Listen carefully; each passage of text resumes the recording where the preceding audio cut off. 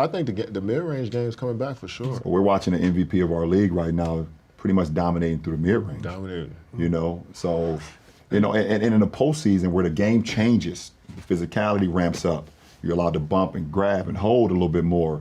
You know, like ultimately, it's like get to the spot, get to your spot, and get a bucket. And I understand the balance between having to get up a lot of threes, but I believe you can't tell you, Luka, or Austin Reeves, don't play your game and take those shots in the mid-range, or just be you. Certain guys, though, you know what I'm saying, who need to for sure. rely Need to be on a the police a system little of bit. the team, who can't create on their own, who can't create those shots on their own. They need to shoot more threes.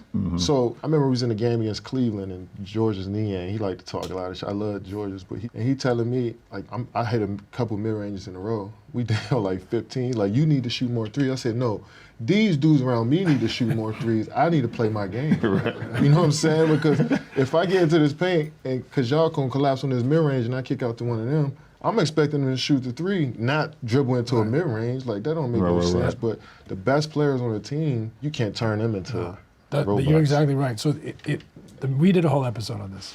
The mid-range has never been more important. It's just, it has to come from the right dudes. Right? Exactly. Like the court is spaced now by the role players. Exactly. So the star has to be able to make mid-range shots, or else the team's not going to be able to score in a playoff situation. That's simple. They have to be able to loosen the defense, takes what's there. So I mean, because the mid-range, I believe, is if you can't find a good shot, we should look for the good shots early, the threes. attack the paint. Attack the paint, try to get layups, try to get threes. But when it's 5 to 6 seconds on the clock, get a ball to the best player.